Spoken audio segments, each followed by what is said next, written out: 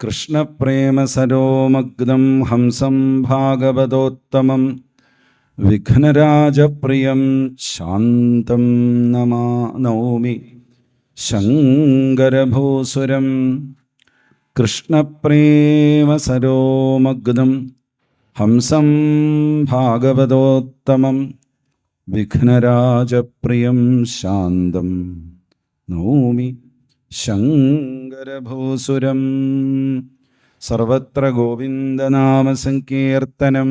ഗോവിന്ദ ഗോവിന്ദ ഗോവിന്ദ ഹരി ഗോവിന്ദ ഹരി ഗോവിന്ദ ഹരി ഗോവിന്ദ ഗോവിന്ദ ഹരി ഗോവിന്ദ ഹരി ഗോവിന്ദ ഹരി ഗോവിന്ദ ഗോവിന്ദ ഹരി ഗോവിന്ദ ഹരി ഗോവിന്ദ ഹരി ഗോവിന്ദ ഗോവിന്ദ ഹരി ഗോവിന്ദ ഹരി ഗോവിന്ദ ഹരി ഗോവിന്ദ ഗോവിന്ദ ഹരി ഗോവിന്ദ.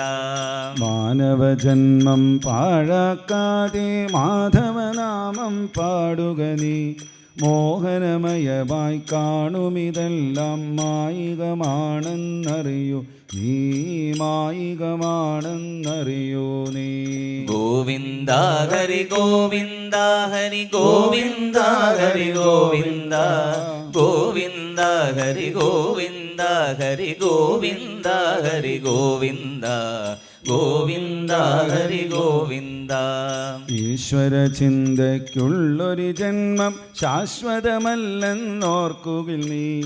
ആശിച്ചിടുകയില്ല പലതും കേശവനാമമിതല്ലാതെ, കേശവനാമമിതല്ലാതെ.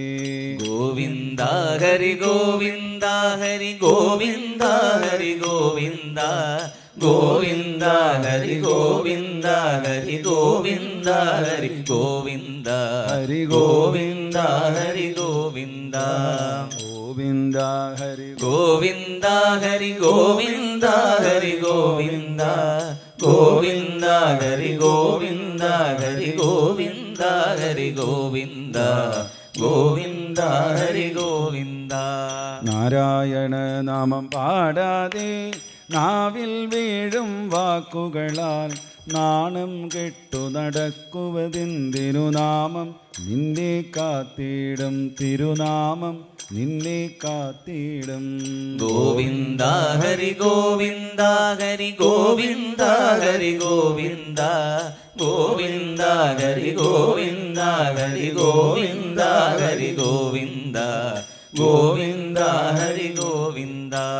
കർണാമൃതമാം മുരളീഗാനം കണ്ണൻ നിന്നുമുണർത്തുമ്പോൾ കണ്ണീരിൽ നീ, കണ്ണീരിൽ നീ, കണ്ണീരിൽ നീ ഓരോ നാളുകൾ എണ്ണുവതാരെയറിഞ്ഞിട. ഗോവിന്ദ ഹരി ഗോവിന്ദ ഹരി ഗോവിന്ദ ഹരി ഗോവിന്ദ ഗോവിന്ദ ഹരി ഗോവിന്ദ ഹരി ഗോവിന്ദ ഹരി ഗോവിന്ദ ഗോവിന്ദ ഹരി ഗോവിന്ദ. മാനവജന്മം വാഴാക്കാതെ മാധവനാമം പാടുക നീ. മോഹനമയമായി കാണുമിതെല്ലാം മായികമാണെന്നറിയൂ നീ, മായികമാണെന്നറിയൂ നീ. ഗോവിന്ദ ഹരി ഗോവിന്ദ ഹരി ഗോവിന്ദ ഹരി ഗോവിന്ദ ഗോവിന്ദ ഹരി ഗോവിന്ദ ഹരി ഗോവിന്ദ ഹരി ഗോവിന്ദ ഹരി ഗോവിന്ദ ഹരി ഗോവിന്ദ ഗോവിന്ദ ഹരി ഗോവിന്ദ ഹരി ഗോവിന്ദ ഹരി ഗോവിന്ദ ഹരി ഗോവിന്ദ ഹരി ഗോവിന്ദ ഹരി ഹരി ഹരി ഗോവിന്ദ ഹരി ഗോവിന്ദ ഹരി ഗോവിന്ദ ഹരി ഗോവിന്ദ ഹരി ഹരി ഗോവിന്ദ ഹരി ഗോവിന്ദ ഹരി ഗോവിന്ദ ഹരി ഗോവിന്ദ ഹരി ഹരി ഹരി ഗോവിന്ദ ഹരി ഗോവിന്ദ ഹരി ഗോവിന്ദ ഹരി ഗോവിന്ദ ഹരി ഗോവിന്ദ ഹരി ഗോവിന്ദ ഹരി ഗോവിന്ദ ഹരി ഗോവിന്ദ ഹരി ഗോവിന്ദ ഹരി ഗോവിന്ദ. സർവത്ര ഗോവിന്ദനാമ സങ്കീർത്തനം. ഗോവിന്ദ ഗോവിന്ദ. ജയ ബോലോ സദ്ഗുരു മഹാരാജ് കി ജയ്. എല്ലാവർക്കും നമസ്കാരം. നമ്മൾ നരസിംഹാവതാരം എന്നുള്ള രംഗത്തിലേക്ക് കടക്കുവാൻ വേണ്ടിയിട്ടുള്ള അതിൻ്റെ എൻട്രൻസ് വക്കത്ത് വരെ എത്തിയിരിക്കുകയാണ്. ഞാൻ ഇതിലേക്ക് കടക്കണം. ആദ്യം ഇവിടെ വേദിയിലിരിക്കുന്ന എല്ലാ ആചാര്യന്മാർക്കും നമസ്കാരം. പ്രത്യേകിച്ചും എൻ്റെ ഗുരുനാഥനായ വെൺമണി കൃഷ്ണേട്ടന് നമസ്കാരം, രാഘവപ്പിൾക്ക് നമസ്കാരം, അതുപോലെ പുല്ലൂർമണ്ണ രാമേട്ടന് നമസ്കാരം, ശ്രീമള്ളിയൂർ പരമേശ്വരന് നമസ്കാരം. എല്ലാവർക്കും നമസ്കാരം. ഈ കഴിഞ്ഞ ദിവസങ്ങളിലൊക്കെ ഇവിടെ കേട്ട് ആസ്വദിച്ചും കൊണ്ടിരിക്കുന്ന ഭാഗവതം അമൃത് ആസ്വദിച്ചും കൊണ്ടിരിക്കുന്ന നമ്മുടെ ഈ സത്രത്തിൻ്റെ പേര് തന്നെ ഭാഗവതാമൃത. നാവിടെ പോയി ഭാഗവതാമൃത ഭാഗവതാമൃത ഭാഗവതാമൃത.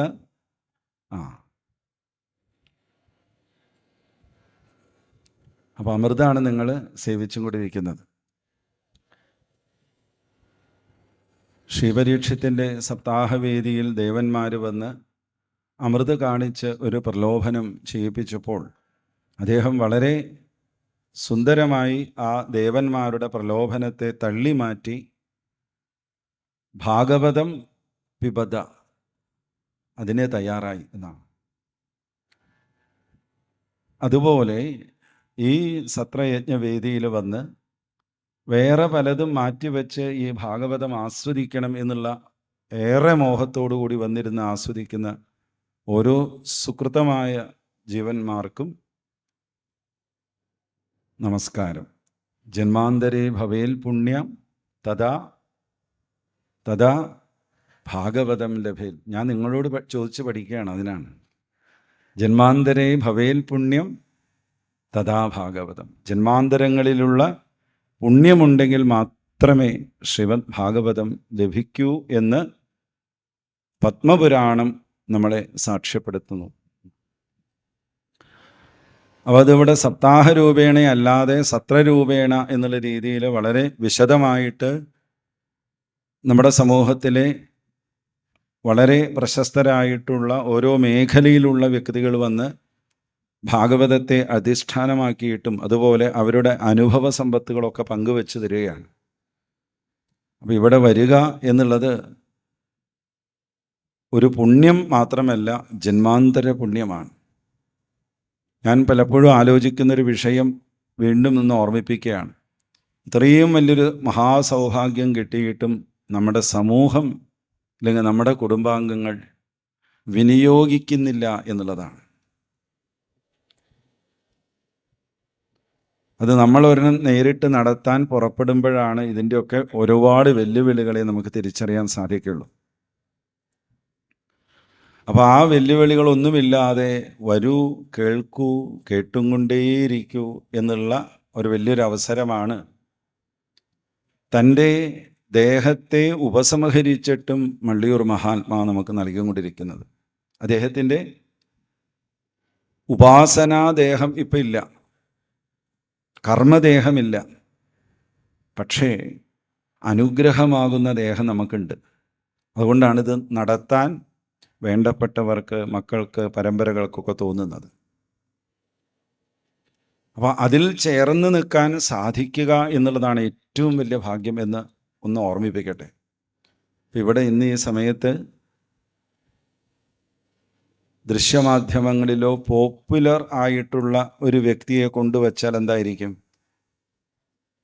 അവസ്ഥ? തിക്കും തിരക്കാവും അല്ലേ? അപ്പം നമ്മുടെയൊക്കെ ഉള്ളിൽ കയറിക്കൂടിയിട്ടുള്ളത് എന്താണ് എന്ന് നമുക്ക് തിരിച്ചറിയാൻ സാധിക്കും. നമ്മുടെ ഉള്ളിൽ കയറിക്കൂടേണ്ട ആവശ്യമില്ല, ഉള്ളിലുണ്ട്, എങ്കിലും പറയുമ്പോൾ അങ്ങനെ സൂചിപ്പിക്കുന്നേ ഉള്ളൂ. ഭഗവാനാണ് വേണ്ടത് എന്നുള്ള ബോധം നമുക്കിപ്പോഴും തെളിഞ്ഞു കിട്ടുന്നില്ല. നമ്മളുടെ ആരാധനയൊക്കെ നമ്മെ വിട്ട് പുറത്തേക്ക് പോകുകയാണ്. ഇവിടെ നേരത്തെ നമ്മൾ ചൊല്ലിയതുപോലെ മോഹനമയമായി കാണുന്നതിലൊക്കെ നമ്മൾ ഭ്രമിച്ചു പോകുകയാണ്. ആ ഭ്രമം വളരെ ഏറെ വർദ്ധിച്ചും കൊണ്ടിരിക്കുന്നു എന്നാണ് കാലം തെളിയിപ്പിക്കുന്നത്. ഇത്രയൊക്കെ വലിയൊരു സത്സംഗം നമുക്ക് ലഭിച്ചിട്ടും അവിടെ എത്തിച്ചേരുക എന്നുള്ളത്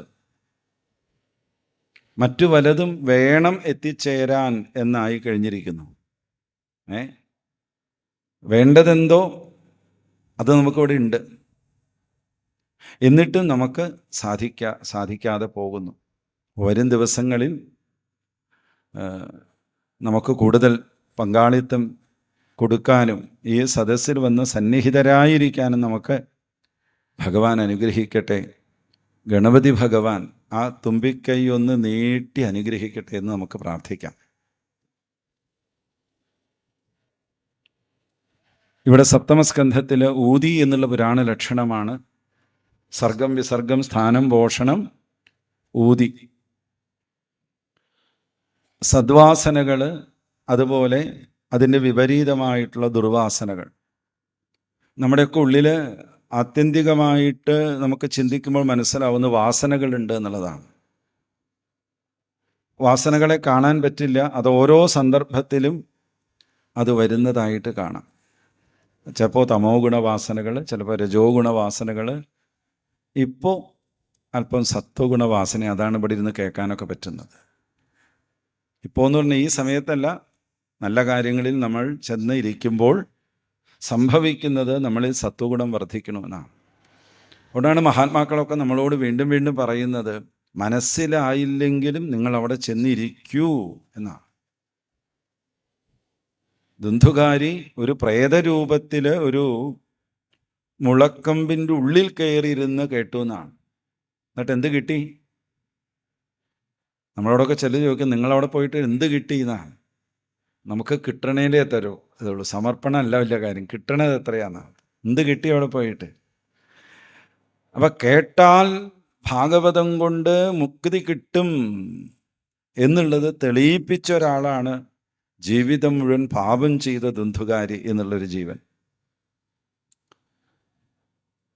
പിന്നെ പുണ്യം കൊണ്ട് ഭാഗവതം കേട്ടുവന്ന പരീക്ഷത്ത്. നമുക്ക് രണ്ട് തലത്തിലാണ് കാണിച്ചു തരണം. ഒന്ന്, മുഴുവൻ ജീവിതം മുഴുവൻ പാപം ചെയ്ത ദുന്ധുകാരി, അദ്ദേഹത്തിനോട് വരെ ഭഗവാൻ കരുണ കാണിച്ചു എന്ന് പറഞ്ഞാൽ, അപ്പം ആലോചിക്കുക, ഈ ശ്രീഗുരുവായൂരപ്പനാകുന്ന കരുണാകരൻ്റെ കാരുണ്യത്തിൻ്റെ വലിപ്പം. ഇങ്ങനെയൊക്കെ കാരുണ്യം തരാൻ തയ്യാറായിട്ടും അതിൻ്റെ വലയിൽ വീഴാൻ നമുക്ക് പറ്റണ്ടേ? എങ്ങനെയൊക്കെയോ ചെതറി മാറിപ്പോകാൻ ശ്രമിക്കണു അരുത്ത് എന്ന് കാണിക്കുകയാണ്. ഇനി ദുഷിച്ച വാസനകളായാലും എന്തെങ്കിലും കാരണത്താൽ അത് ഭഗവാനിലേക്ക് തിരിഞ്ഞു കഴിഞ്ഞാൽ അതും മുക്തിക്ക് കാരണമാവും, ഭക്തിക്കല്ല. ഇവിടെ ഭക്തി വേറെ, മുക്തി വേറെ.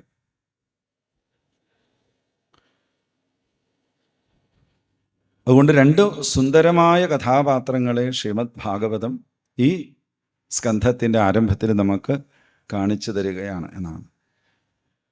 പരീക്ഷത്തിൻ്റെ അതിസുന്ദരമായ ഒരു ചോദ്യത്തോടു കൂടിയിട്ടാണ് ഈ സ്കന്ധം ആരംഭിക്കുന്നത്.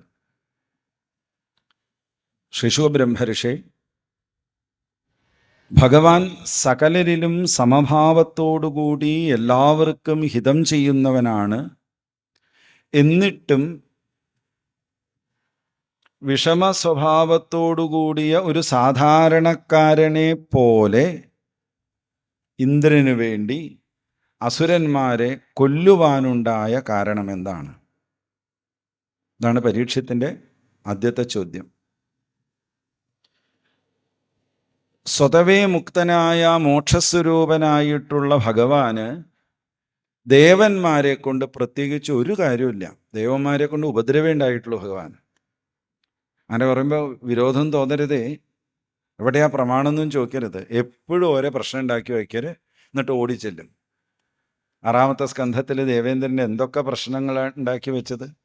സ്വന്തം ചെറിയമ്മയുടെ ഗർഭത്തിൽ കയറിയിരുന്ന് അവിടെ വളർന്നു വരുന്ന ആ ജീവചൈതന്യത്തെ 49 കഷ്ണങ്ങളായിട്ട് മുറുക്കി. ഒരു ചെറിയ ഗർഭഛിദ്രം അദ്ദേഹം നടത്താൻ ശ്രമിച്ചു, പക്ഷേ പരാജയപ്പെട്ടു. ഇങ്ങനെയൊക്കെ തോന്നിവാസം ചെയ്യാൻ പാടുമോ? ഇങ്ങനെയുള്ള ദേവന്മാരെയാണോ ആരാധിക്കേണ്ടതെന്നൊക്കെ വിമർശകർ ചോദിക്കും. ഇങ്ങനെയുള്ള മഹാപാപം ചെയ്തിട്ട് പോലും ദേവേന്ദ്രനെ ഭഗവാൻ എന്ത് ചെയ്തു? ഉറങ്ങുകയാണോ? എനിക്ക് കാണാൻ പറ്റില്ല, അതുകൊണ്ട് ഉറങ്ങുകയാണോ? അല്ല, ദേവേന്ദ്രനെ അനുഗ്രഹിച്ചു. ഇതൊക്കെയാണ് നമ്മളെ വളരെ സംശയത്തിൻ്റെ നിഴലിൽ കൊണ്ടു നിർത്തുന്നത്.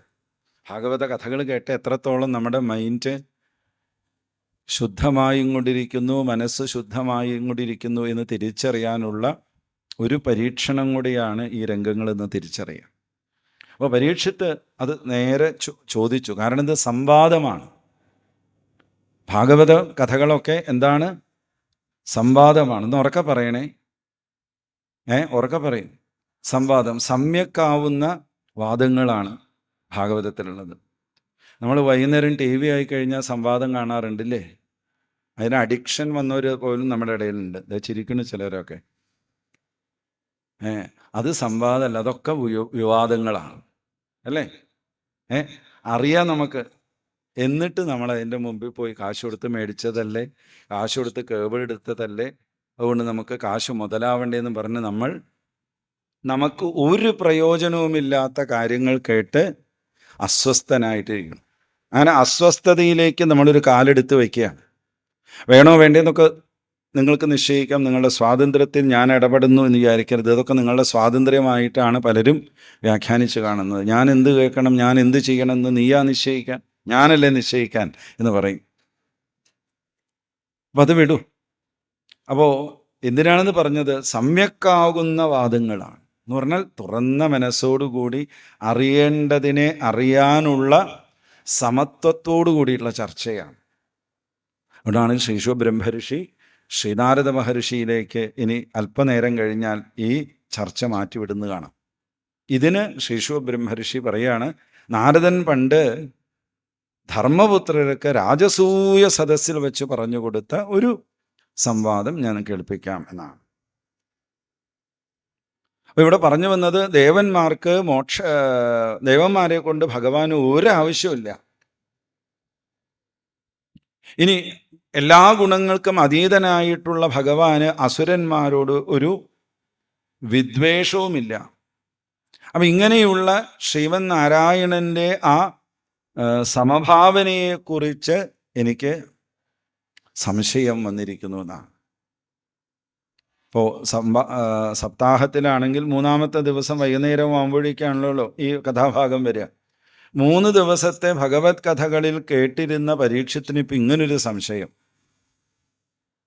അദ്ദേഹം അത് തുറന്നു ചോദിച്ചു. അപ്പോൾ ശ്രീശുഖ ബ്രഹ്മർഷി അതിന് വ്യക്തമായിട്ടുള്ള പറഞ്ഞു മറുപടി കൊടുത്തു. സത്വം, രജസ്, തമസ് എന്നുള്ള 3 ഗുണങ്ങൾ ഇല്ലാത്തവനാണ് ആര്? വേഗം പറഞ്ഞാൽ വേഗം തീർക്കാം. ഭഗവാൻ.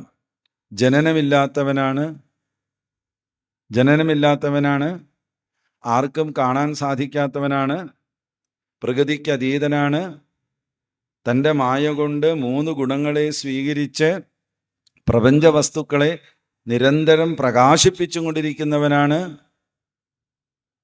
അങ്ങനെയെങ്കിലും പറയപ്പാ, പടയപ്പാ. ആര്? ഭഗവാൻ എന്നാണ്.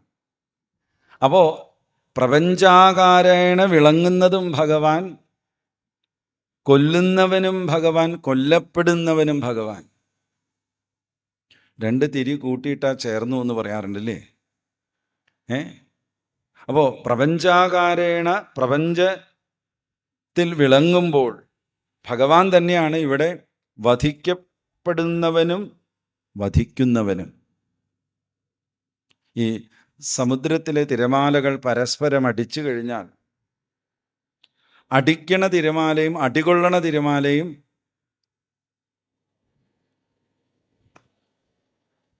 പരമേശ്വരേട്ടാ ഒരു രക്ഷയില്ല.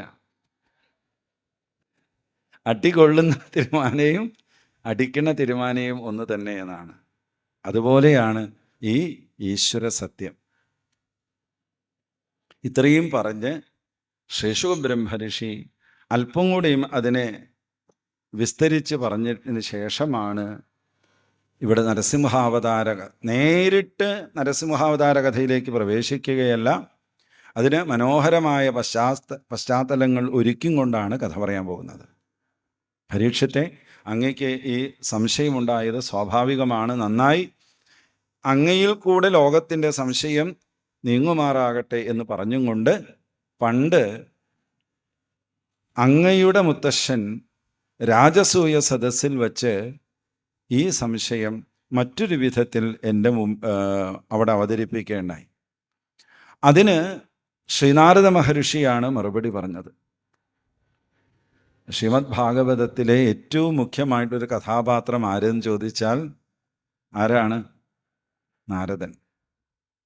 ആ നാരദനെ നന്നായി അറിയണമെങ്കിൽ ഭാഗവതം വായിക്കണം.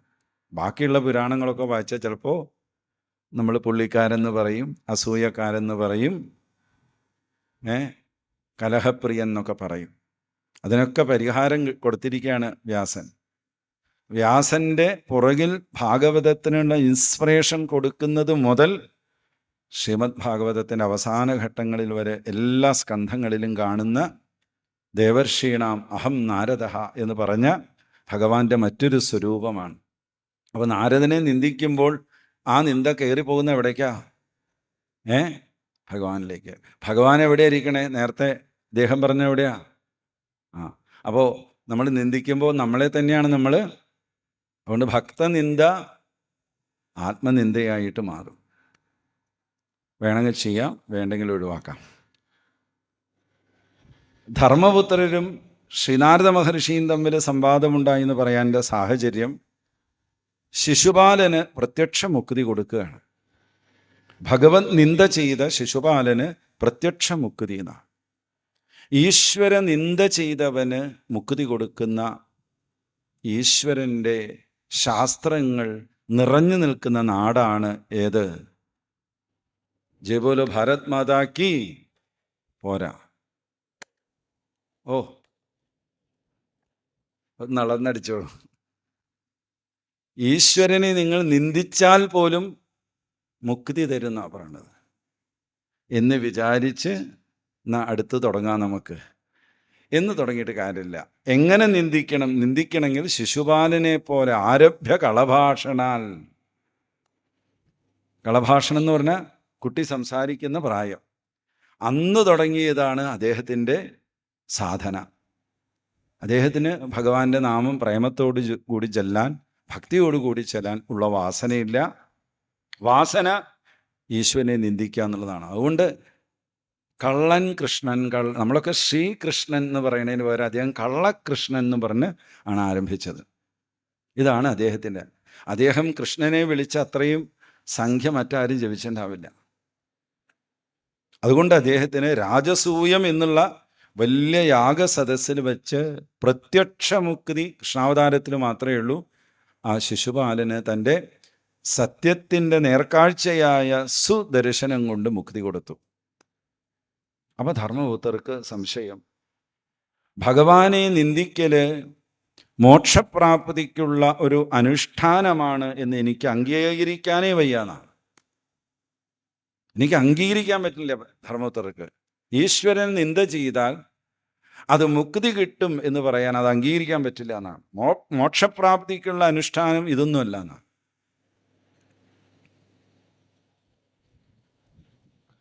ശിശുപാലൻ ഈ കൃഷ്ണനെ നിന്ദിക്കുകയല്ലാതെ വേറൊന്നും ചെയ്തിട്ടില്ല. വേറെ എന്തെങ്കിലും നല്ലൊരു കാര്യം ചെയ്യണ്ടേ? ഈശ്വര നിന്ദയായി ചെയ്തിട്ടുള്ളൂ എന്നാണ്. അതുകൊണ്ട് ഇദ്ദേഹത്തിന് മോക്ഷം കിട്ടിയ കാര്യം എനിക്ക് ഉൾക്കൊള്ളാൻ പറ്റുന്നില്ല എന്നാണ്.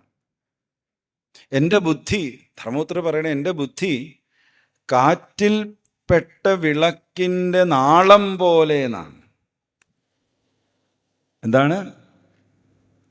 നമ്മുടെ കാറ്റിൽ പെട്ടെന്നല്ലോ, കൊടുങ്കാറ്റിൽപ്പെട്ട, സുനാമിയിൽപ്പെട്ട നാളം പോലെയാണ് നമ്മുടെ ബുദ്ധി. അദ്ദേഹത്തിനൊന്ന് കാറ്റ് ഇതവിടെ ഇളകുന്നില്ല, കാറ്റ് വീശുമ്പോൾ അതുപോലെ അദ്ദേഹത്തിൻ്റെ ബുദ്ധി ഇങ്ങനെ ഇളകുകയാണെന്നാണ് ധർമ്മപുത്ര സ്വയം പറഞ്ഞു. ഇവിടെ ഈ സംവാദത്തിന് മുഖ്യമായിട്ട് വയ്ക്കാൻ ഇദ്ദേഹത്തെ കാരണങ്ങൾ നമ്മൾ അന്വേഷിക്കണം. രാജസിംഹാസനത്തിൻ്റെ ഏറ്റവും ഉത്തുംഗ ഇതിൽ കയറിയിരുന്ന ആളാണ് ധർമ്മപുത്രർ. ധർമ്മം എന്താണെന്ന് അറിയുന്ന ആളാണ്. എല്ലാം നഷ്ടപ്പെട്ട് കാട്ടില് എന്താ പറയുക, കല്ലിൽ കിടന്ന ആളാണ്. താഴെ കിടന്ന ആളാണ്, മേലെയും കിടന്ന ആളാണ്, എല്ലാം ചെയ്ത ആളാണ്. അങ്ങനെയുള്ള ഒരാളിൽ കൂടെയാണ് ഈ ചോദ്യത്തിന് മറുപടി ഭാഗവതം നമുക്ക് നൽകുന്നത്, വ്യാസൻ നൽകുന്നതെന്ന് ചിന്തിക്കണം. അപ്പോഴാണ് ഇതിൻ്റെ എന്താ പറയുക വശങ്ങൾ, ഇതര വശങ്ങളൊക്കെ നമുക്ക് നല്ലോണം മനസ്സിലാക്കാൻ സാധിക്കുകയുള്ളൂ. അതുകൊണ്ട് ശിശുപാലം മുക്തനാവാനുണ്ടായ കാരണം എന്താ, അതെനിക്ക് പറഞ്ഞു തരണം എന്നാണ്. ഇങ്ങനെ യുധിഷ്ഠിരൻ ഒരപേക്ഷ വച്ചപ്പോൾ ഒട്ടും ഉപേക്ഷ കൂടാതെ രാജസൂയ സദസ്സിലെ സഭാവാസികൾക്ക് എല്ലാവർക്കും കേൾക്കാൻ പാകത്തിൽ ശ്രീനാരദ മഹർഷി അതിന് മറുപടി പറയാൻ ആരംഭിക്കുകയാണ്. ഇങ്ങനെയാണ് വ്യാസര് നമുക്ക് ശ്രീമദ് ഭാഗവതത്തിലെ പ്രഹ്ലാദചരിതവും നരസിംഹാവതാരവും പ്രദാനം ചെയ്തിട്ടുള്ളത്. ഹിരണ്യകശിപുവിൻ്റെ കഥയൊക്കെ എല്ലാവർക്കും അറിയാമല്ലോ. അപ്പോൾ ഇവിടെ ധർമ്മപുത്രൻ എന്ത് പറഞ്ഞു? നിന്ദ, സ്തുതി, സൽക്കാരം, തിരസ്കാരം ഇവയെല്ലാം ശരീരത്തെ അവലംബിച്ചിട്ടുള്ള കാര്യങ്ങളാണ്. പ്രകൃതി പുരുഷ തത്വങ്ങളെ വേർതിരിച്ചറിയുവാൻ കഴിയാത്തതായ അവസ്ഥ, അത് കഴിയാത്തത് കൊണ്ടാണ് ശരീരമാണ് ഞാൻ എന്നുള്ള അനുഭവം നമുക്കെല്ലാവർക്കും ഉണ്ടാകുന്നത്. ശരീരത്തെ താനായിട്ടും ഈ ശരീരത്തിനോട് ബന്ധപ്പെട്ട ഭാര്യ, ഭർത്താവ്, മക്കള്, സുഹൃത്തുക്കള് തുടങ്ങിയിട്ടുള്ളത് എല്ലാം എൻ്റെ എന്ന് തോന്നുന്നതൊക്കെ ശരീരാഭിമാനം കൊണ്ടാണ്. എന്നാൽ ഏറ്റവും വലിയ രസം എന്താ? ഈ ശരീരാഭിമാനം നമുക്ക് ഉണർന്നിരിക്കുമ്പോഴേ ഉള്ളൂ. ഉറങ്ങുമ്പോൾ വല്ല ശരീരാഭിമാനം ഉണ്ടോ? ഉറങ്ങുമ്പോൾ ശരീരാഭിമാനം ഉണ്ടെങ്കിൽ കൂർക്കം വലിക്കൽ ഉറപ്പാ. അത് കാരണം തരം അഭിമാനക്ഷത അല്ലേ? അപ്പോൾ ജാഗ്രത് എന്നുള്ള ഒരൊറ്റ അവസ്ഥയിൽ മാത്രമേ നമുക്ക് ഈ ശരീരാഭിമാനം വർദ്ധിക്കുള്ളൂ. അതുകൊണ്ടാണ് ജാഗ്രത്തിലുള്ള ഈ അഭിമാനം തീർക്കാൻ പറയണത്. ഇത് വലിയ വിഷയമാണ്. ഇവിടെ നമുക്ക് വിസ്തരിച്ച് പറഞ്ഞു പോകുവാൻ ഇപ്പോൾ സമയം അനുകൂലമല്ല എന്നുള്ളത് കൊണ്ട് അല്പനേരം അനുസ്മരിച്ച് അവതാരം വായിക്കുക എന്നുള്ളതാണ് നിശ്ചയം. അല്ലെങ്കിൽ അനുചിതമായിട്ട് പോകും. നല്ല വയറിങ്ങനെ വിശന്ന് ശരീരാഭിമാനത്തിൽ നിൽക്കുന്ന സമയത്ത് ഇയാളിപ്പോൾ ഇത് എപ്പോഴാണ് നിർത്തുക എന്ന് ഉള്ളുകൊണ്ടുള്ള ഒരു തോന്നൽ വന്നാലും ബുദ്ധിമുട്ടാണ്. അങ്ങനെ ഒരു ചിന്ത വന്നാൽ നിങ്ങൾ പറഞ്ഞില്ലെങ്കിലും അത് പുറത്തു വരുമല്ലോ. അതുകൊണ്ട് നമുക്ക് വേഗം അവതാരത്തിലേക്ക് കടക്കാം. അപ്പം ശരീരാഭിമാനികൾക്ക് ഈ പ്രശ്നമുള്ളൂ. ഭഗവാൻ ശരീരമാണോ? അല്ല, ഭഗവാൻ ശരീരം എടുത്തതാ. എടുത്തു, ഒരു പ്രവൃത്തി ചെയ്തു, അത് കഴിഞ്ഞ് ഉപേക്ഷിച്ചു.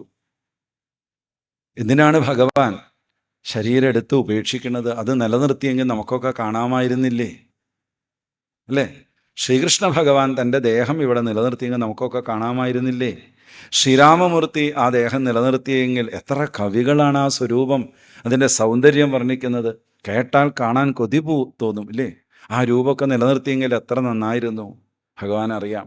അപ്പോൾ നമ്മൾ ആ ശരീരത്തിൻ്റെ പുറകെ പോവും, അവതാരമൂർത്തിയുടെ കൂടെ പോവില്ല. അല്ലെങ്കിൽ തന്നെ ദേഹാഭിമാനികളാണ്. അപ്പോൾ ഭഗവാൻ എടുത്ത ദേഹം ഇവിടെ നിലനിർത്തി വെച്ചാലോ എന്തുണ്ടാവും? ആ ദേഹം നിലനിന്ന സ്ഥലത്ത് ഭയങ്കര തിരക്കാവും. പിന്നെ അവിടെ നല്ല വ്യവസായമാവും. അപ്പം അതൊന്നും വേണ്ട. ഭഗവാൻ എടുത്തു, ഉപേക്ഷിച്ചു. നമ്മളൊക്കെ കർമ്മം കൊണ്ട് ബന്ധിക്കപ്പെട്ട് വരുമ്പോൾ ഭഗവാൻ കർമ്മം അല്ല തനിക്ക്, പക്ഷേ ലോകത്തിന് കർമ്മത്തെ എങ്ങനെ ചെയ്യണമെന്ന് കാണിക്കാനാണ് ഭഗവാൻ കർമ്മയോഗമായി വന്ന് അവതാര ലീലകൾ കാണിക്കുന്നത്. അപ്പോൾ ഭഗവാന് സത്യത്തിൽ സ്തുതിയുമില്ല, നിന്ദയുമില്ല. സ്തുതിച്ചാൽ സന്തോഷിക്കും എന്നുള്ളത് ഭക്തിമാർഗത്തിലെ ആദ്യ പാഠങ്ങളൊക്കെയാണ്. ഭഗവാനെ ഹൃദയത്തിൽ ബന്ധിച്ച് കഴിഞ്ഞാൽ പിന്നെ സ്തുതിയൊക്കെ തന്നെ അവിടെ നിലയ്ക്കും. കാരണം എന്താ? ആത്മസമർപ്പണം കഴിഞ്ഞാൽ പിന്നെ ശ്രവണമില്ല. ശ്രവണം, കീർത്തനം, സ്മരണാദികളിൽ കൂടെ പടി കയറി അവിടെ എത്തിക്കഴിഞ്ഞാലോ പിന്നെ ആത്മനിവേദനമാണ്. അതാണ് പ്രഹ്ലാദൻ ഇനി പറയാൻ പോകുന്നത്. അതുകൊണ്ട് പരീക്ഷത്തെ ധർമ്മപുത്ര മഹാരാജാവിന് ശ്രീനാരദ മഹർഷി അവിടെ അത് വളരെ വിസ്തരിച്ച് പറഞ്ഞുകൊടുത്ത് ഉദാഹരിക്കാൻ ഒരു കഥ പറഞ്ഞു എന്നാണ്. ഏതാ കഥ? പ്രഹ്ലാദചരിതം. ഹിരണ്യകശിപു തപസ്സിനായിട്ട് പോകുന്നു. അതിനു മുമ്പ് തൻ്റെ അനുജൻ്റെ പത്നിയും മക്കളുമൊക്കെ കരയുന്നതായിട്ട് കാണുന്നു. അവിടെ ചെന്ന് ഹിരണ്യകശിപുവിൻ്റെ വക വലിയ പ്രഭാഷണം. ഒരു സുയജ്ഞൻ എന്നുള്ള രാജാവിൻ്റെ കഥയൊക്കെ പറഞ്ഞും കൊണ്ട് ഗംഭീര പ്രഭാഷണം. ഗംഭീരമാണ് കേട്ടോ, സംശയമൊന്നുമില്ല. നമ്മൾ പഠിക്കേണ്ട ഒരു അതാണ്. ഹിരണ്യകശിപു പറഞ്ഞു എന്നുള്ളത് കൊണ്ട് കേൾക്കാതിരിക്കേണ്ട. അതിലെ ഉള്ളിൽ ആശയം വളരെ വ്യക്തമാണ് എന്നാണ്. അവിടെയാണ് ഭാഗവതത്തിൽ യമധർമ്മ രാജാവ് നേരിട്ട് വന്ന് പറയുന്നൊരു സംവാദം. യമദൂതന്മാരുടെ സംവാദം കഴിഞ്ഞ സ്കന്ധത്തിൽ കേട്ടു ഇല്ലേ? ഏതിലാ? എവിടെ? അജാമിളോപാഖ്യാനത്തിൽ 6-ാമത്തെ സ്കന്ധത്തിൽ യമദൂതന്മാര്, ഈ യമദൂതന്മാരൊക്കെ വന്ന് ഇതൊക്കെ പറയണ കേട്ടപ്പോൾ യമധർമ്മരാജാവിന് ഒന്ന് പറയണമെന്ന് തോന്നി. അങ്ങനെ യമധർമ്മരാജാവ് ഒരു കുട്ടിയുടെ രൂപത്തിൽ സുയജ്ഞ മഹാരാജാവിൻ്റെ ബന്ധുക്കളുടെ അടുത്ത് വന്ന് ഗംഭീരമായിട്ട് ഉപദേശം കൊടുത്തു എന്നാണ്. ഇങ്ങനെയൊക്കെ ഉപദേശം നൽകാനാണ് യമധർമ്മരാജാവ് വന്ന് നമുക്കൊക്കെ എന്തൊരു സന്തോഷ അല്ലേ? നമ്മളെ കൂട്ടിക്കൊണ്ടുപോകാനാണ് പുള്ളിക്കാരൻ വരാറുള്ളത്. നല്ല നല്ല ഉപദേശങ്ങൾ നൽകാൻ വന്നാൽ ഉത്തമം. ഇതാണ് ഭാഗവതത്തിൻ്റെ ഒരു സൗന്ദര്യം. നമ്മൾ ഭയപ്പെടുന്ന ആളെ പോലും, കാലൻ പോലും നമ്മുടെ മുമ്പിലൊരു ഉണ്ണിയായി വന്ന് നമുക്ക് വേണ്ട നിർദ്ദേശങ്ങൾ തരാൻ തയ്യാറാണ് എന്ന് പറഞ്ഞു തരുന്ന ഭാഗവതം, ഓർമ്മിപ്പിക്കുന്ന ഭാഗവതം. അത് മറക്കരുത്. യമധർമ്മരാജാവ് നേരിട്ട് വന്ന് അത് പറയണത് ആരാ? ഹിരണ്യകശിപു. ഹിരണ്യകശിപുവിനെ കൊണ്ടാണ് അത് പറയിപ്പിച്ചത് എന്ന് അതിൽ മാധുര്യം കൂടി. എന്തായാലും യമധർമ്മരാജാവിൻ്റെ വാക്കുകൾ ഹിരണ്യകശിപുവിൻ്റെ വാക്കുകളിൽ കൂടെ സുയജ്ഞൻ്റെ ബന്ധുക്കൾക്ക് വന്നപ്പോൾ അവർക്കൊക്കെ ദേഹബോധം പോവുകയും ഭർത്താവിൻ്റെ ആ മരണം കൊണ്ടുണ്ടാക്കിയ ആഘാതങ്ങൾ ഒക്കെ അവിടെ തന്നെ മറഞ്ഞു പോവുകയും അവർ പിന്നെ വേണ്ടതൊക്കെ ചെയ്യുകയും ചെയ്തു. ആ ഭൗതിക ശരീരം ഒക്കെ വിട്ടുകൊടുക്കുകയും ചെയ്തു എന്നാണ്. അതിനുശേഷമാണ് ഹിരണ്യകശിപു നേരെ തപസ്സിന് പോയത്. ഇന്ന് ഇത്രയൊക്കെ പറഞ്ഞ ആള് സ്വസ്ഥമായിട്ട് വീട്ടിലിരുന്ന് അഹം ബ്രഹ്മാസ്മി എന്ന് പറഞ്ഞാൽ പോരെ? ഇല്ല, അദ്ദേഹം നേരെ കാട്ടിപ്പോയി വിഷ്ണുവിനോട് പ്രതികാരം ചെയ്തിട്ടേ അടങ്ങൂ എന്നാണ്. കാരണം എന്താ? വാസന. നമ്മൾ ഓരോ പ്രവൃത്തിയും വാസനകളാണ്. ഹിരണ്യകശിപു നേരെ ചെന്നു മന്ദരപർവ്വതത്തിൽ തപസ് ചെയ്തു. കഥയൊക്കെ എല്ലാവർക്കും അറിയാം, എന്നേക്കാൾ കൂടുതൽ. തപസ് ചെയ്ത് ബ്രഹ്മാവിനെ പ്രത്യക്ഷപ്പെടുത്തി താൻ ഉദ്ദേശിച്ച കാര്യം നേടിയെടുക്കാനുള്ള അദ്ദേഹത്തിൻ്റെ ആ പ്രതിജ്ഞാബദ്ധതയാണ് നമ്മൾ അതിൽ നിന്ന് എടുക്കേണ്ടത്. ഹിരണ്യകശിപുവിൽ നമുക്ക് പാഠം പഠിക്കാം. ഭഗവാന്റെ തന്നെ മറ്റൊരു സ്വരൂപമല്ലേ ബ്രഹ്മാവ്, അല്ലേ? ആണോ അല്ലയോ? ഉത്തരം മനസ്സിലായില്ല. ബ്രഹ്മാവിനോട് അച്ഛനാരാന്ന് ചോദിച്ചു നോക്കൂ. ഭഗവാൻ പറയും അമ്മയാരാ? എൻ്റെ അച്ഛനും അമ്മയും ഒക്കെ ഒരാളാ എന്നാണ്. ഭഗവാന്റെ മറ്റൊരു ഫോമാണ് ആര്? ബ്രഹ്മാവ്. ആ ബ്രഹ്മാവിനെയാണ് ആര് തപസ് ചെയ്തത്? ഹിരണ്യകശിപു. ഈ ഹിരണ്യകശിപു മുമ്പ് ആരായിരുന്നു? വൈകുണ്ഠത്തിലെ പാരിഷദന്മാർ. എന്താ പേര്? കോട്ടയംകാർക്ക് വേഗം അറിയാം, ജയവിജയന്മാർ. ഇതൊക്കെ പരസ്പര ബന്ധമുള്ളതാണ്. ഇതൊക്കെ മനസ്സിലാക്കിയാലാണ് നമ്മുടെ അജ്ഞത പോവുക. അപ്പോൾ പോയി തപസ് ചെയ്തു, ബ്രഹ്മാവിനെ പ്രത്യക്ഷപ്പെടുത്തി വരം മേടിച്ചു എന്നാണ്. അദ്ദേഹം മരണം തനിക്ക് സംഭവിക്കരുത്, അതിന് ഉള്ള വരങ്ങളാണ്. മരിക്കരുത് എന്നായിരുന്നു ആഗ്രഹം. പക്ഷെ ബ്രഹ്മാവ് പറഞ്ഞു അത് നിവൃത്തില്ല. കാരണം എനിക്ക് പോലും എന്തുണ്ട്? മരണമുണ്ട് എന്ന് തിരിച്ചറിയണം. അപ്പോൾ മരണം ദേഹത്തിൻ്റേതാണ്, ആത്മാവിൻ്റേതല്ല എന്ന് തിരിച്ചറിഞ്ഞ ആ അവസ്ഥയിലിരിക്കുന്ന ആളാണ് ബ്രഹ്മാവ്. അദ്ദേഹം സത്യം ഹിരണ്യകശിപുവിനോട് പറഞ്ഞു. അപ്പോൾ ഹിരണ്യകശിപു വിചാരിച്ചെന്താ? എന്നാൽ ഇത് വരുന്ന വഴികൾ ഏതൊക്കെയാ? അതൊക്കെ അങ്ങോട്ട് ബ്ലോക്ക് ചെയ്യാം. അങ്ങനെയല്ല, വലിയ വലിയ ആൾക്കാർ വരുമ്പോൾ വഴികളൊക്കെ ബ്ലോക്ക് ചെയ്യും. മരണത്തിൻ്റെ വഴികൾ നമ്മൾ എത്ര ബ്ലോക്ക് ചെയ്താലും ബ്ലോക്കാവോ? ഇല്ല, അവൻ വരണ്ട പോലെ വരും. പണ്ടാരോ പറയാറില്ലേ, യമധർമ്മരാജാവ് പുറമേന്നല്ലേ വരണേ, ഞാൻ വായു പോലും കടക്കാത്തൊരു പാത്രത്തിൽ കയറി അടച്ചു പൂട്ടിയിട്ടു. ഇപ്പം എങ്ങനെയുണ്ട്? തുറന്നപ്പോഴേക്കും മൂക്കിൽ പഞ്ഞി വയ്ക്കാറായി. ഇത്രയേ ഉള്ളൂ. പുറമേന്നാണ് മരണം വരുന്നത് വിചാരിച്ച് സഹജായതേന്ന് ഭാഗവതം ദശമസ്കന്ധത്തിൽ അല്ലേ, അതെ, തുടക്കത്തിൽ പറഞ്ഞിരിക്കുന്നു. മൃത്യു കൂടെ ജനിക്കണമെന്നാണ്. എന്തിനാ? മൃത്യുഞ്ജയനെ ഭജിക്കാൻ ഈ മൃത്യു ആവശ്യമാണ്. മരണം എന്നുള്ളതില്ലെങ്കിൽ നമ്മൾ ഈശ്വരനെ ഭജിക്കുമോ? മിണ്ടല്ലേ, നോക്കൂ. അവൻ അപ്പുറത്ത് നിൽക്കണോണ്ടാണ് നമ്മൾ ഭജിക്കണതേ. ഈ ശരീരം നിശ്ചലമാകുന്നതിന് മുമ്പ് ഭജിക്കണം. ഇവിടെയൊക്കെയാണ് മള്ളിയൂരിനെ പോലെയുള്ള മഹാത്മാക്കളുടെ സാധനാബലത്തെ നമ്മളൊന്ന് അളന്ന് ചിട്ടപ്പെടുത്തി നമ്മുടെ ഉള്ളിലേക്ക് തള്ളിവിടേണ്ടത്. ഹിരണ്യകശിപു വരങ്ങളൊക്കെ മേടിച്ച് അജയ്യനായി ഇനി ആരും തന്നെ തോൽപ്പിക്കില്ല എന്നൊക്കെ നിശ്ചയിച്ച് മടങ്ങി വന്നു. അതുവരെയുള്ള ലോക നിയമങ്ങളെല്ലാം ഹിരണ്യകശിപു പാടെ മറിച്ചു മാറ്റിയെന്നാണ്. ലോകപാലന്മാരൊക്കെ പരാജയപ്പെട്ടു. ദേവന്മാരെ കീഴ്പ്പെടുത്തി തൻ്റെ ഇച്ഛപ്രകാരം ലോകം മുഴുവൻ ഭരിച്ചു. നോക്കൂ, എല്ലാ അധികാരവും പണവും എല്ലാം കയ്യിൽ കിട്ടിയിട്ടും ഹിരണ്യകശിപു തൃപ്തനായിരുന്നു എന്നൊരൊറ്റ ചോദ്യം. ഈ ചോദ്യത്തിന് മറുപടി എന്നാൽ വേഗം കഴിയും. തൃപ്തനായിരുന്നോ? ഇല്ല. ഇതൊരാൾ നമുക്ക് കാണിച്ചു തന്നിട്ട് നമ്മൾ എന്താ ലോകത്തിൽ ഇതിൻ്റെ പുറകെ തന്നെ പോണത്?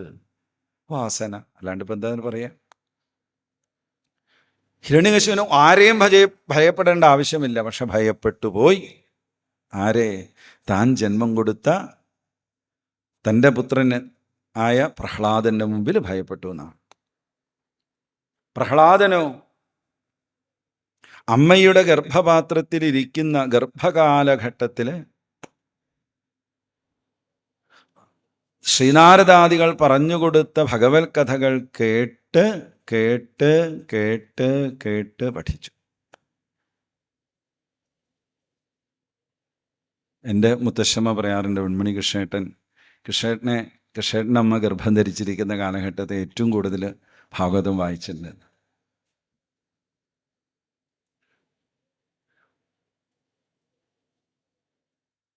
അക്ഷരം വായിക്കാൻ ഇറങ്ങിയതിന് മുമ്പ് ഭാഗവതം ചൊല്ലി എന്ന് പറയുമ്പോൾ അതാണ് യഥാർത്ഥ പുംസവനം, യഥാർത്ഥമായ ചടങ്ങതാണ്.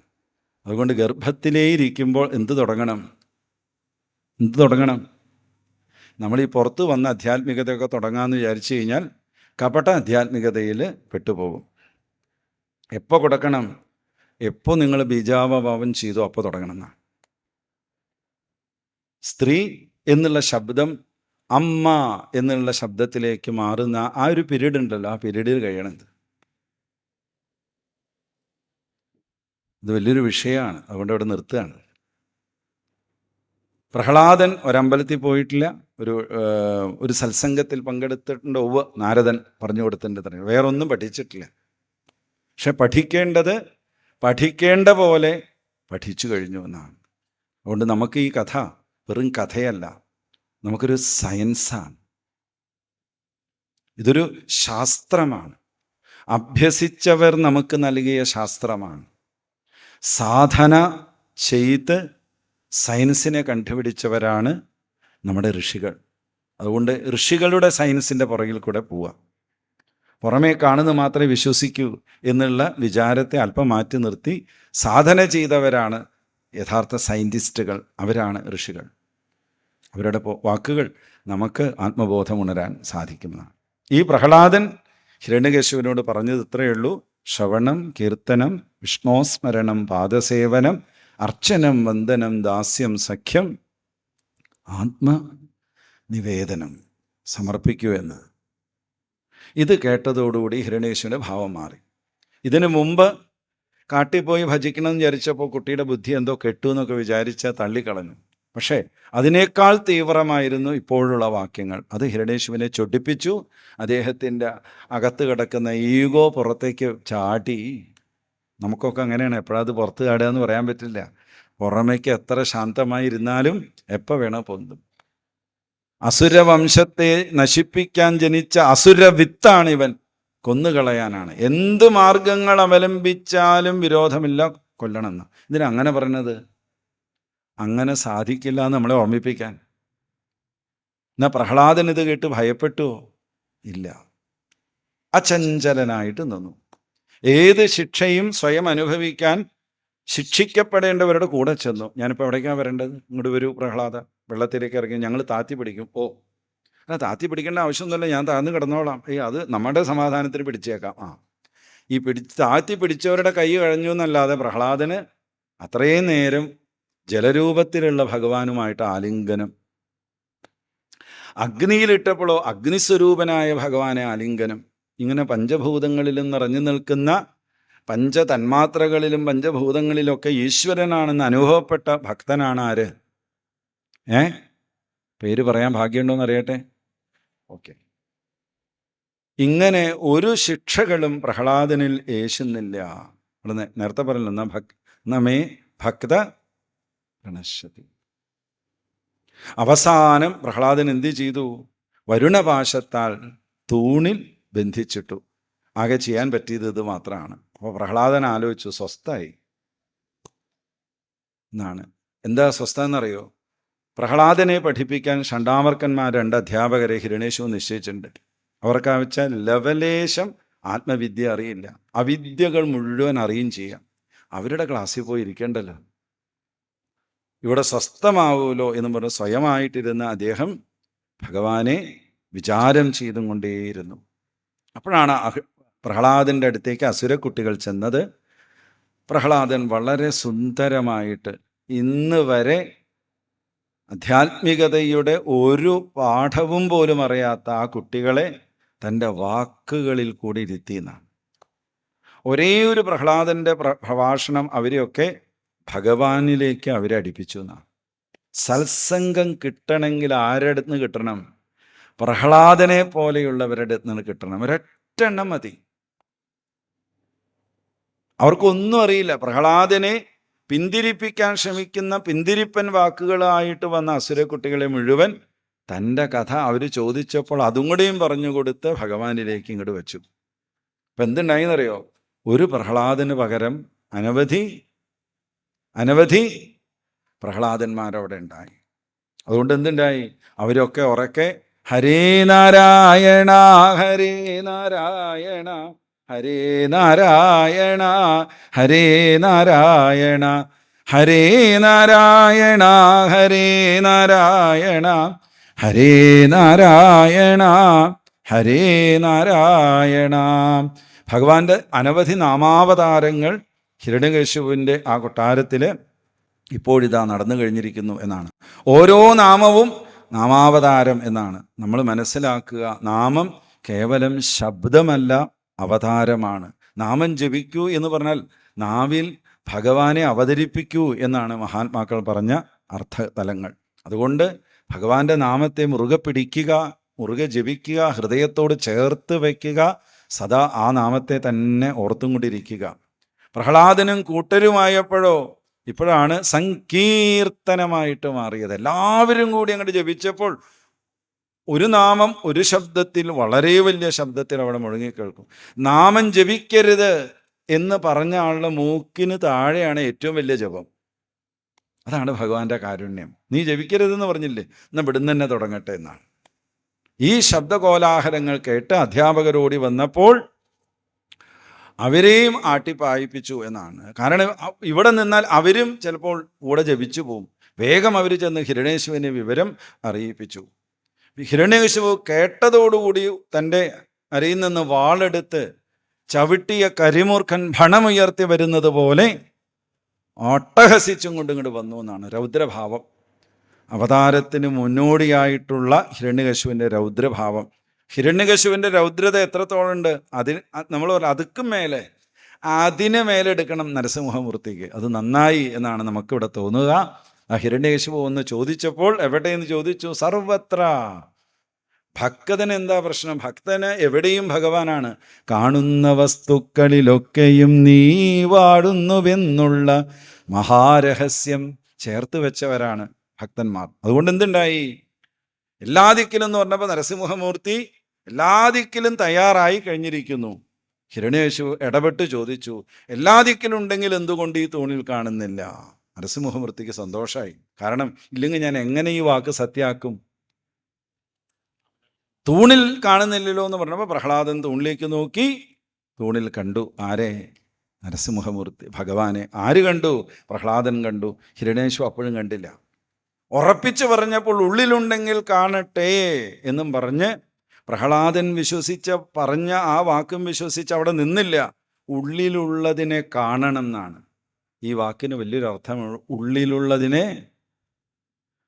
ഹിരണ്യകശിപുവിൻ്റെ ഭാഷയിൽ പറഞ്ഞ തൂണിൻ്റെ ഉള്ളിലെന്നാണ്. നമ്മുടെയും ഈ ശരീര തൂണല്ലേ, ഇതിൻ്റെ ഉള്ളിലുള്ളതിനെ കാണണം എന്നാണ്. കാണാൻ വേണ്ടി ഹിരണ്യകശിപു ആഞ്ഞ സ്തംഭത്തിൽ ആഞ്ഞിട്ടിച്ചപ്പോൾ അണ്ടകടാഹം ഞെട്ടും മാറ് നരസിംഹമൂർത്തി അവതരിക്കുന്ന ആ നരസിംഹ അവതാരം അസുര മനസ്സിനെ ദൈവിക മനസ്സാക്കി മാറ്റുന്ന സന്ദർഭം. ആസുരിക ചിത്തവൃത്തികളെ കുട്ടഞ്ഞെടുത്ത് വലിച്ചു കളഞ്ഞ് ഭഗവാൻ ദൈവികമായ ചിത്തവൃത്തികളാക്കി പ്രഹ്ലാദനെ പോലെ ഹൃഷേണ ആഹ്ലാദിക്കുന്ന ഭക്തഹൃദയമാക്കി മാറ്റുന്ന ദിവ്യമായ ചരിത്രം ശ്രീ പ്രഹ്ലാദചരിതം. നമ്മുടെയൊക്കെ ഓരോ ഹൃദയങ്ങളും പ്രഹ്ലാദന്മാരായിട്ട് മാറട്ടെ. പ്രഹ്ലാദന് എപ്പോഴും ഭഗവാൻ സാന്നിധ്യം ചെയ്ത് അനുഗ്രഹിക്കുന്നു. അതുപോലെ നമ്മളെയും നമ്മുടെയും ആസുരിക ചിത്തവൃത്തികളെ, തമോ ഗുണ രജോ ഗുണ ചിത്തവൃത്തികളെ മുഴുവൻ പിച്ചി ചീന്തി കളഞ്ഞ് അതിൻ്റെ ഒരു കണിക പോലും നമ്മുടെ രക്തത്തുള്ളിലിൽ, പ്രാണനിൽ, രക്തത്തിൽ കാണാത്ത വിധത്തിൽ മാറ്റി അനുഗ്രഹിക്കട്ടെ എന്ന് പ്രാർത്ഥിച്ചുകൊണ്ട് ഈ വേള നമുക്ക് നരസിംഹാവതാരം വായിച്ച്